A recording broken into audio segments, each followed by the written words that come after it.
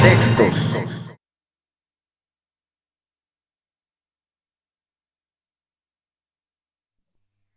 ¿Qué tal, amigos? Buenas noches. Bienvenidos otra vez a En Contexto. Ahora me toca, me toca coordinar a mis compañeros. Eso es ventaja y desventaja porque luego no puede uno hablar mucho, pero me da mucho gusto saludar al maestro Víctor Romaya.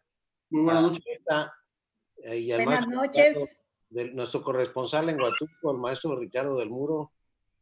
Muy buenas noches.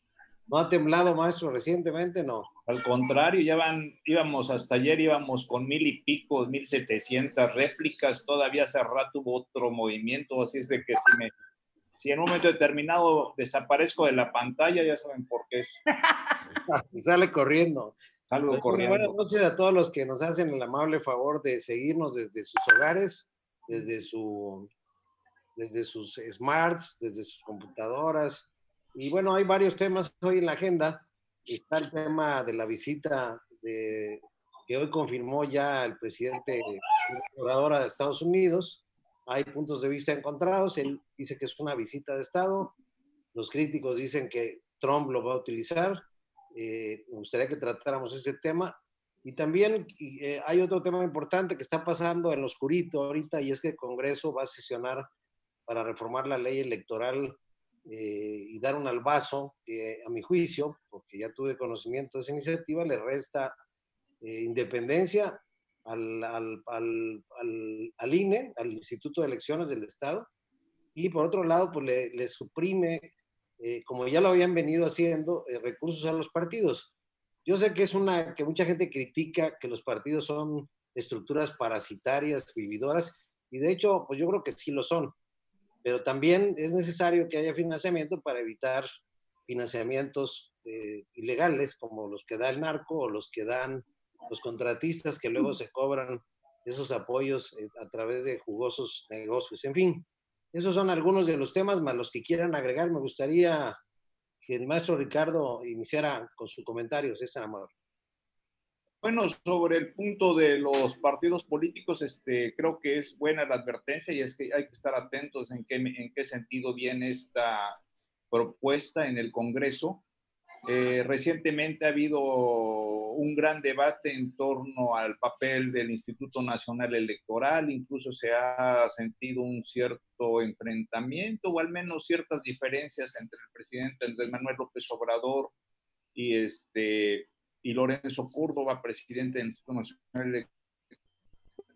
Y bueno, finalmente la conclusión, y creo que en ese sentido todos coincidimos, es de que el INE es una institución de los ciudadanos y se debe de defender de cualquier intromisión de los políticos. Siempre creo que está la tentación de meter mano en las elecciones para asegurar los triunfos. Y bueno, en el caso de esta elección que viene en el 2021, yo ya lo he comentado, creo que más que, aunque es cierto que puede ser una evaluación respecto al funcionamiento o a la gestión del presidente López Obrador en estos tiempos de gobierno y sobre todo la respuesta ante la crisis del coronavirus y la reactivación económica, creo que la lucha electoral se va a concentrar en los poderes estatales y los que van a estar midiendo fuerza realmente van a ser los gobernadores. ¿Qué tan efectivo es su poder? Y en este sentido, pues no olvidemos que muchos gobernadores llegaron prácticamente en la cuesta de la fiebre del 3x3 morenista. Y bueno, pues va a ser un buen momento para ver si esa fuerza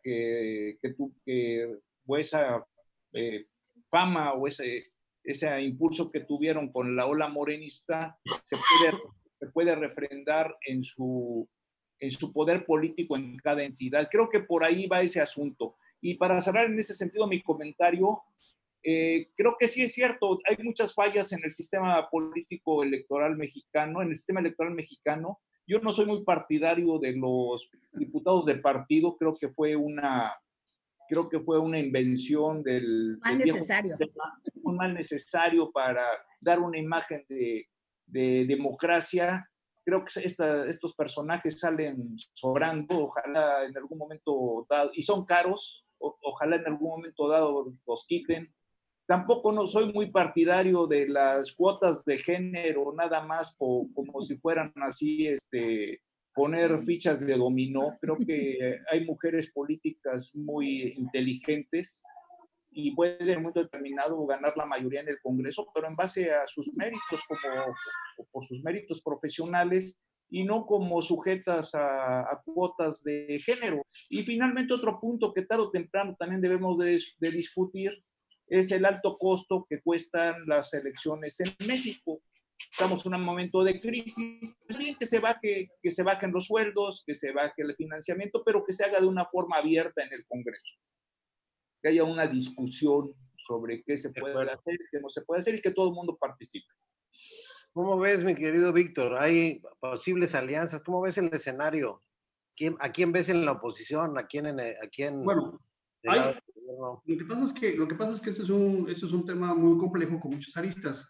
Lo primero que mencionabas tú, Juan Carlos, es el tema de las modificaciones hacia el IFE o hacia el Instituto Electoral Local. Ese es un tema. El otro tema es el que menciona el maestro Ricardo del Muro, que son los embates que ha sufrido ahora el INE nacional por el tema, digamos, la disputa por el poder. Y bueno, los resultados de qué es lo que va a pasar en el futuro es otro tema que hay que analizar.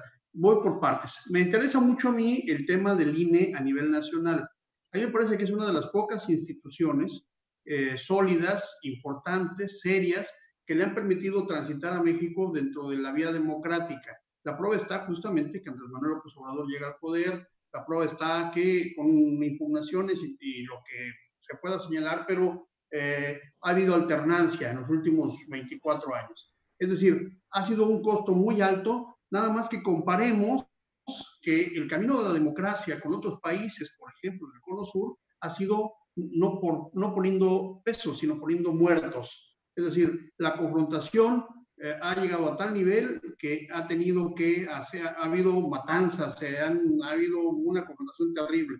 Y en el caso de México, afortunadamente, los procesos electorales, no obstante que son caros, por supuesto que siguen siendo caros, y son imperfectos, absolutamente imperfectos, que requieren alguna modificación del Instituto Electoral y de cómo se tienen que hacer los procesos electorales y la teoría de la representación. Perfecto, hay que trabajar eso.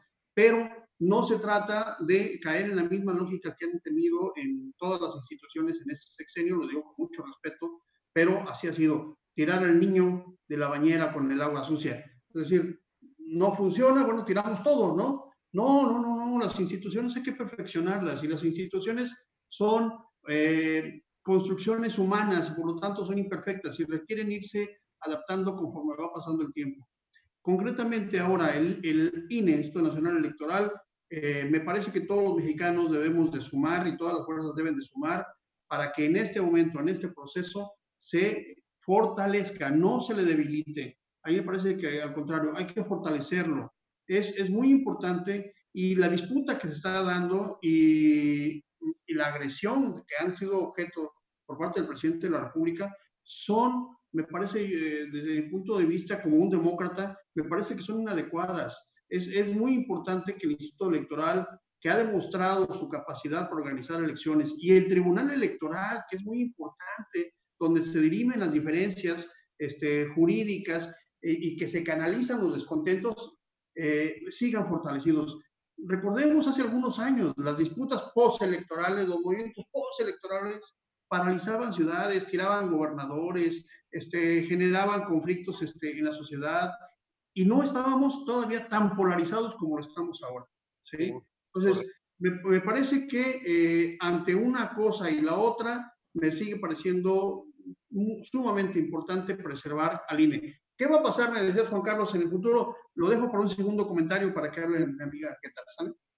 Acabas de hacer un comentario que me parece muy puntual y muy importante. Cara costosa a la democracia mexicana, fue un proceso, pero mientras aquí perfeccionábamos este proceso, en países latinoamericanos había golpes de Estado. Es decir, nosotros, con todo y lo conflictivo que han sido las elecciones, este organismo, olvidémonos del tema de la presidencia, le ha dado triunfos a todos los partidos políticos, a todos los partidos políticos, ha llevado al poder a diputados, a congresistas, a alcaldes de todos los colores. Entonces, no puede de un palmazo echarse abajo todo ese esfuerzo ciudadano, una exigencia ciudadana, y yo creo que todos los partidos, yo he formado parte de esa experiencia, pues estamos esperando los resultados que arroja el PREP siempre cada noche de las elecciones, porque son la fuente más confiable y más segura. Antes se hacían encuestas de salida, pero no tienen ningún valor. ¿Qué opinas, Keta? Ya que hablaron de la equidad, cuotas de género, seguro tienes un comentario. Mira, yo opino que, bueno, vamos por partes. Yo defiendo al INE en razón de que es una institución que le ha dado cierta confianza a la ciudadanía, no totalmente, porque el que pierde, pues lo ve como enemigo, ¿no? Y creo que Morena lo ha visto como un enemigo porque hay varios comentarios en ese sentido, que en la última contienda le dieron el triunfo a López Obrador porque no tenían de otra, ¿no? Los consideran como de parte de este grupo, bueno, los que están ahorita en el INE, ¿verdad? Los consejeros que están actualmente, los ven como parte de ese grupo neoliberal y conservador. Hay pendiente la elección de 4 consejeros, entre ellos está John Ackerman, ¿verdad? Que ha sido como un alfil del presidente, se le ha visto como candidato a la rectoría de la UNAM, ¿verdad? Ahorita últimamente está mezclado en esta pugna con Monreal, porque Monreal se atrevió a ir a una entrevista con Carlos Loret de Mola. Entonces yo creo que estos consejeros que van a entrar, pues van a ser como la parte de López Obrador dentro del INE, ¿no? Van a ser un contrapeso contra los 4. 4 de 9. 4. Y hay algunos de los que también pueden jalar con ellos, ¿no? Así es, entonces yo creo que estos van a ser sus alfiles en el INE. Entonces se debería concentrarse mejor en eso, en asegurarse de que ellos lleguen y que traten de mejorar y fortalecer al Instituto Electoral, ¿verdad?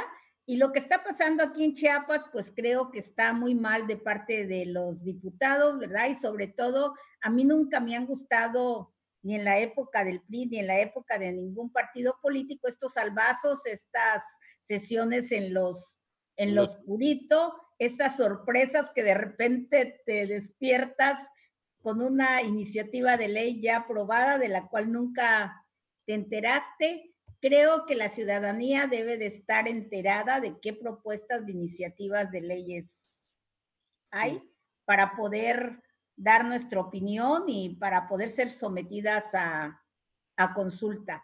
Y tal vez lo lamentable sea que ningún partido político levanta la voz o dice nada al respecto, ¿no? Bueno, yo sé que hay partidos que, bueno, que desafortunadamente ahorita son los mínimos, ¿verdad? No tienen mucho peso dentro del Congreso local, pero creo que sí están tratando de evitar que se lleve a cabo esta sesión. Por otra parte, en lo de las cuotas de género y ahora la democracia paritaria, ahora la paridad, creo que fue una necesidad porque tanto en los partidos políticos como dentro de la administración pública nos ponían muchos obstáculos a las mujeres. Yo espero que esta sea una acción afirmativa, que dentro de un tiempo, como una acción afirmativa, se desaparezca porque las mujeres ya estemos en condiciones para participar en igualdad, ¿no? Por ejemplo, simplemente dentro de algunos partidos, ¿verdad? Las mujeres hemos encontrado refugio en las plurinominales, ¿no? Porque muchas mujeres no tenemos recursos económicos, ¿no? Entonces las pluris han sido como la tabla de salvación para poder estar dentro de los congresos locales y también dentro del Congreso de la Unión. Yo, como Ricardo, estoy en contra de las pluris porque creo que ya cumplieron su función. Fueron parte de una reforma política donde debían de estar representados los partidos pequeños, ¿verdad? Que no tenían posibilidades de ganar en los procesos electorales, pero ahorita yo creo que ya todos debemos competir en el terreno electoral y las pluris deberían de desaparecer, ¿verdad? Esa es mi opinión también, creo que nos resulta... Mira, ese tema no, igual que en el tema del fuero, no estoy muy de acuerdo, porque cuando se hizo, el espíritu era garantizar la proporcionalidad en la Cámara de los votos totalmente emitidos. ¿Qué sucedía antes de la reforma de 1976? Sucedía que el PRI ganaba por mayoría todo, y aunque la oposición tuviera el 30, el 40% de votación, no tenía esa misma representación en la Cámara. Se supone que el objetivo de la representación proporcional, conocida como las pluris, tiene ese objetivo, pero bueno, ese es un tema de debate. Quisiera, si quieren, damos por agotado este tema, o tienes otra anotación, Víctor, al respecto. No, bueno, solamente fijar posición. A mí me parece que ahora que estamos en el camino o en la indicación del señor presidente que tenemos que definirnos, pues hay que definirnos. Y yo digo que yo sí creo importante pues en la representación de las mujeres, la necesidad de la representación de las mujeres es un camino a la democracia. Y bueno, que algunos sean o no sean buenos representantes, pues me parece que no es un asunto de género. O sea, hay hombres muy malos y mujeres muy malas como representantes, y también hay muy buenos. Eso depende. Yo creo que hay que exigir a los partidos políticos que tengan un filtro de mayores capacidades y que además sean sistemas, digamos, que la gente que nos represente, hombres o mujeres, sea a través de otros medios, no como por ejemplo tómbolas, por ejemplo, ¿no? Que hace que llegue a representarnos a nivel nacional gente con pocas capacidades, pero que sea hombres o mujeres, yo sí creo que es muy importante y creo que ha sido un gran avance que haya paridad de género. Y respecto a la representación proporcional, me parece que no está bien entendida. Creo que nunca se ha hecho un ejercicio para que la sociedad entienda por qué es importante tener representación proporcional. Implica una forma de demostración de la democracia de las minorías. No se trata solamente que llegue gente sin hacer campaña, como dicen, o como se le ha querido decir. No, en realidad sí representa a las minorías, a los votos de las minorías. Y la representación proporcional, por ejemplo, existe en los países más desarrollados. En Europa prácticamente todo es representación proporcional. Hay una lista, se pone una lista y se vota por el partido, y el partido, digamos que de esa lista salen el número porcentual de los votos que haya obtenido en las votaciones. Me parece que cada uno de estos temas requiere mayor profundidad. No es solamente un asunto de simpatías.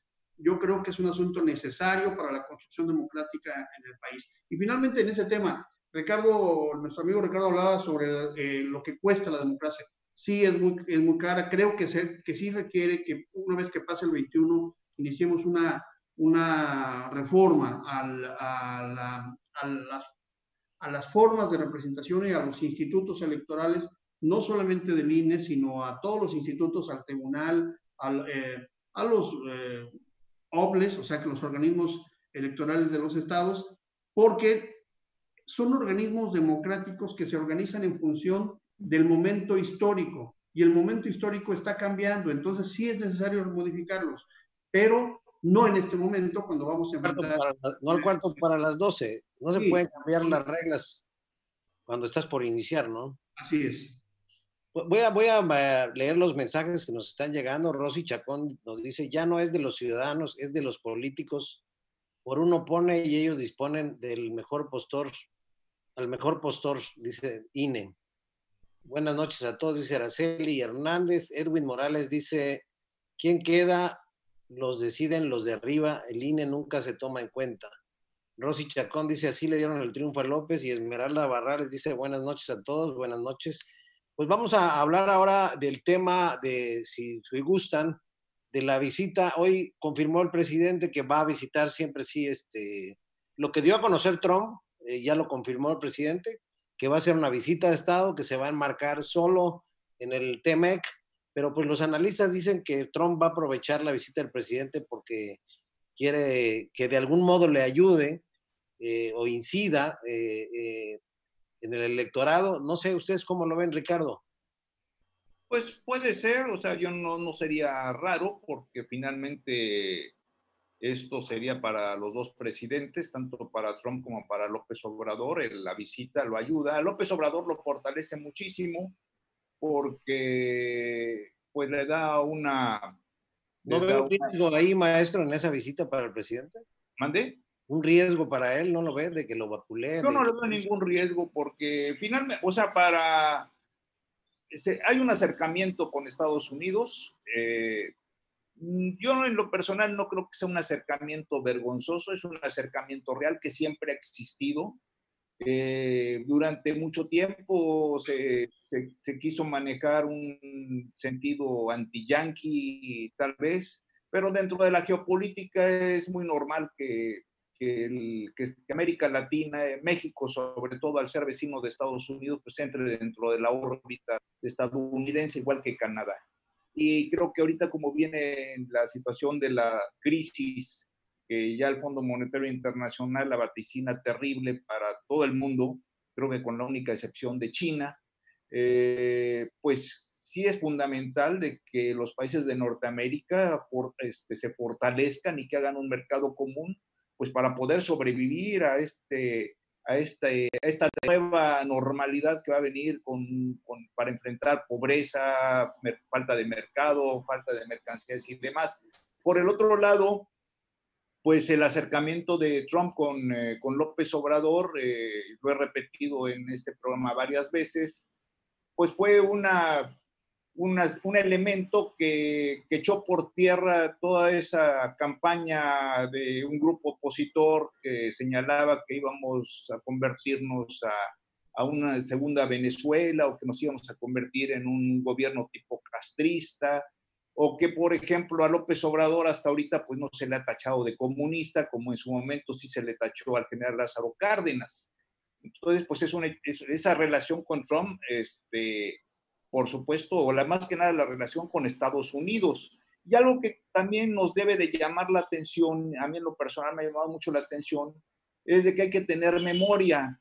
Y Trump fue muy grosero con Peña Nieto, no solamente en el desaire. Peña Nieto le urgía hablar con Trump, le urgía dejar de alguna manera encarrilado el tratado el tercero, el tratado de libre comercio, y Trump abiertamente lo rechazó.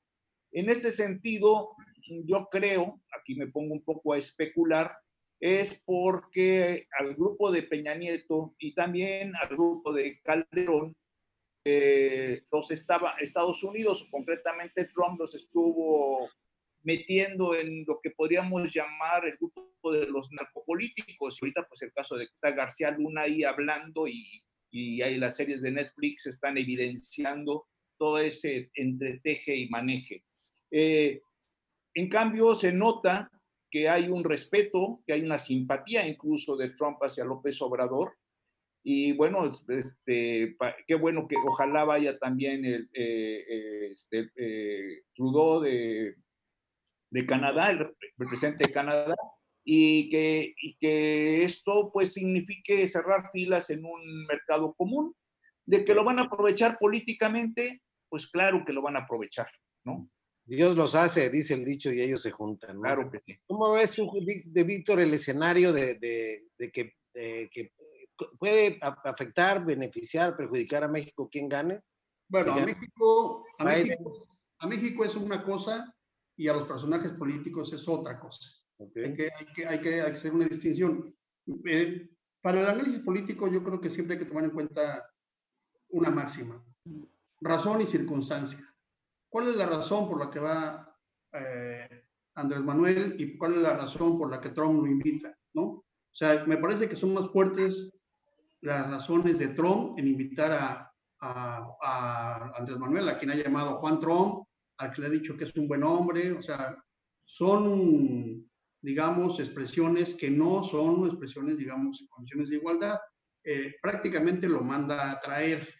¿Por qué? Porque Trump, y esa es la circunstancia es que Trump en este momento está en una circunstancia muy complicada. Se le está cayendo la encuesta. Al principio de año la traía 7 puntos arriba, y hoy los diarios hablan de 14, 15 puntos abajo de John Biden y de los demócratas. Entonces se le está cayendo y necesita, digamos, limpiarse un poco la imagen que ha tenido de racista y, bueno, pues congraciarse con la comunidad hispana. Le conviene más a Trump que a Andrés Manuel. Sin embargo, ¿cuál es el riesgo para el presidente Andrés Manuel López Obrador de ir a esta visita? Primero es, si está el primer ministro de Canadá, pues de alguna manera eso suaviza porque se podrá decir que fue la firma del Tratado de Libre Comercio. Si no está, es decir, si la circunstancia no es así, si no está el primer ministro, se le complica. Y se le va a complicar porque Trump en este momento es el hombre que está siendo acusado como el hombre más racista del mundo. Es decir, está, aunque si él no fue y si él no emitió ninguna ley contra las minorías, sí estuvo en una condición de acoso y de agravio a las minorías, y digamos que las manifestaciones en contra de Trump en Estados Unidos no han cesado. Entonces, va a limpiarle, digamos, la imagen a Trump, sin embargo, puede contaminarse de esa mala imagen. ¿Puede salir mal algo? ¿O será que puede generar un costo a Andrés Manuel? No es un costo mayor tampoco tenemos que exagerarlo. A ver, Víctor, te hago una acotación. Puede ser que esté muy planeada la visita, centrada en el TEMEC, un acuerdo de no hablar de otros temas, ¿no?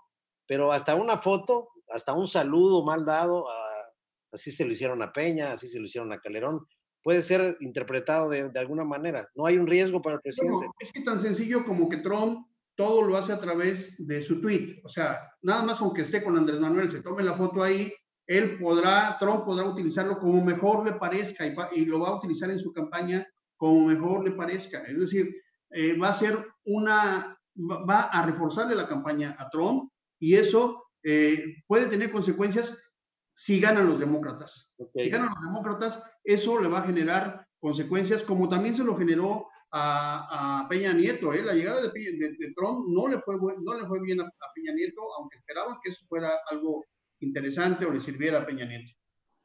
¿Cómo ves, Jeta? ¿Será que le ayuda al presidente estando como está su popularidad? ¿Cómo andará en Estados Unidos?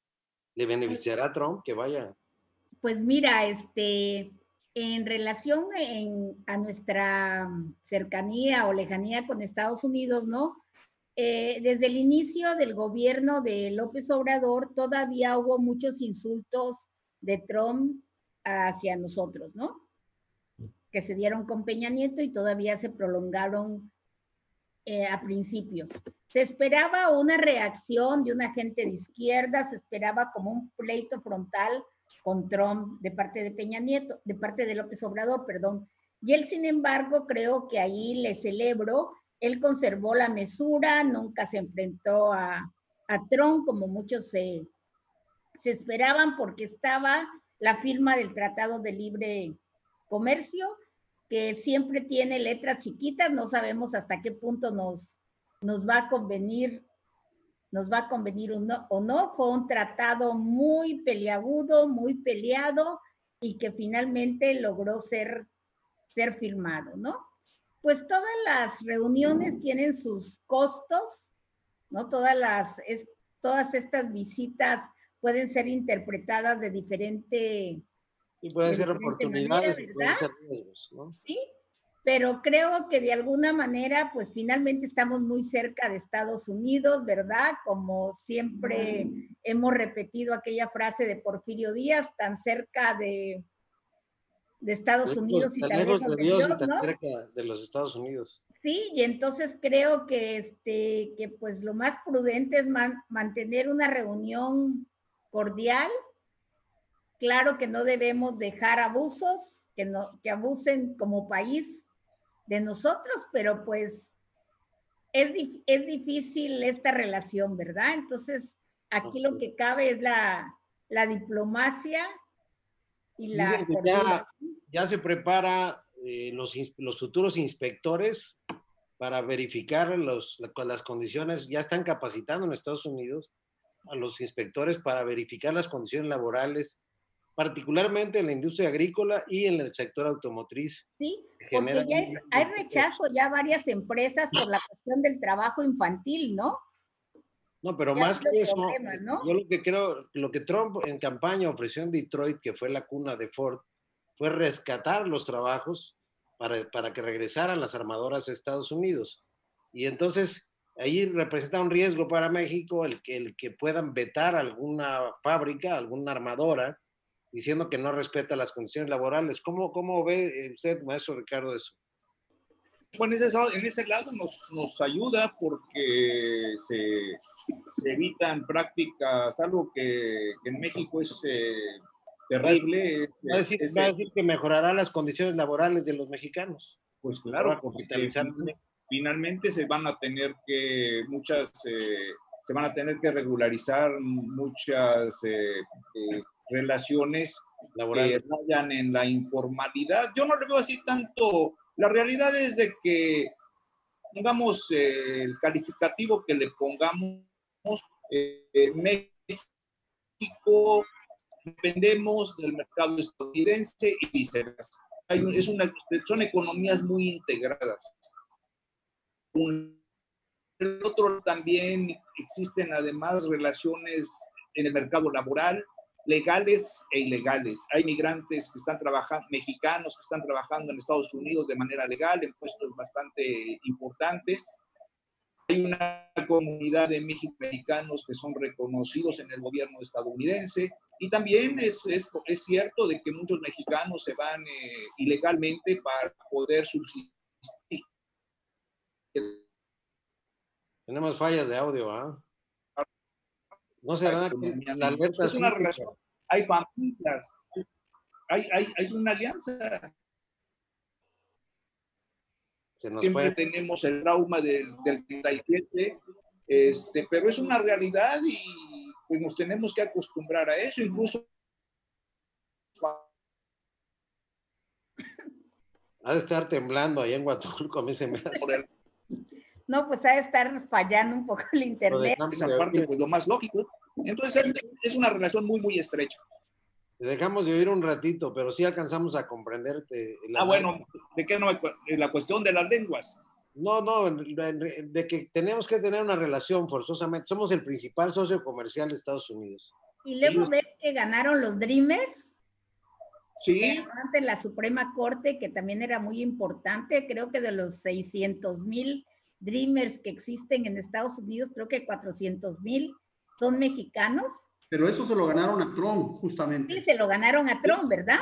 Pero también es cuestión ahora, simplemente le pueden reclamar a Andrés Manuel. Yo quisiera opinar por lo que decías, Juan Carlos.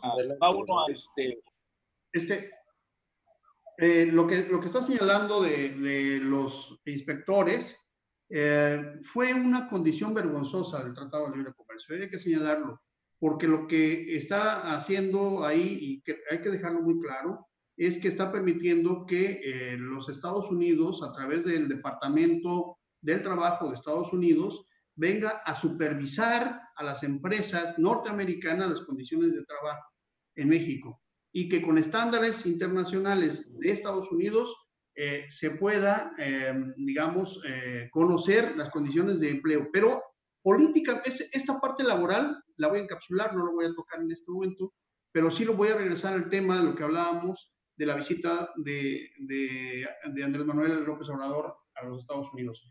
Porque ese tema lo propuso Nancy Pelosi, fueron los demócratas. Ellos fueron los que propusieron, y eso fue lo que detuvo el Tratado de Libre Comercio durante 3 o 4 meses en el Congreso de los Estados Unidos. Es decir, a ellos le llamaban el beneficio de los trabajadores.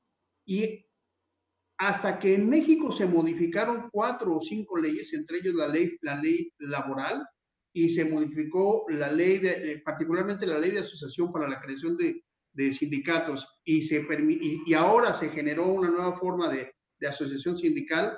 Hasta que eso fue, hasta que se modificaron ciertas leyes en México, es cuando el Tratado de Libre Comercio volvió a ponerse a discusión en el Congreso de los Estados Unidos. Es decir, no era un asunto que estaba detenido solamente por un tema, digamos, de un capricho. No, había una defensa de los demócratas sobre las condiciones laborales. Y eso, si ganan ahora, eso es lo que le pueden cobrar a Andrés Manuel López Obrador, la visita de respaldo a Trump en este encuentro del Tratado de Libre Comercio. O sea, el tema es que los mexicanos salimos perdiendo de cualquier manera, ¿no? No esperemos mucho de que cambie el gobierno, ¿no? Nos queda, nos queda un punto. A ver. Rapidísimo, lo cierro con esto. Efectivamente, uno de los puntos que se discutió en materia sindical es que se quitara esa situación de los charros sindicales, del corporativismo. La gran pregunta es, ¿eso nos beneficia o nos perjudica? Todo eso que estamos viendo, de que quiten el voto cerrado, de que se democraticen los sindicatos, fue parte, colofón de esa discusión. Pero eso es un tema de debate.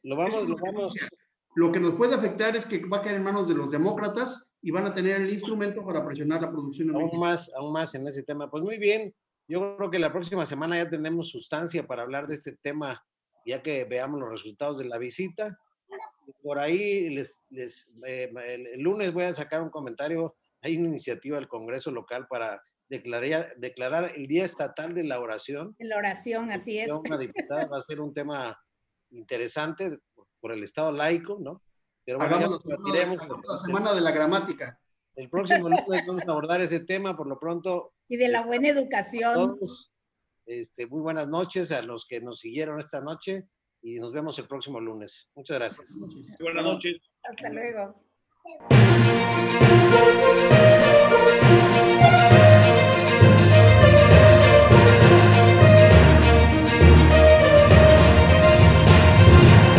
Contextos.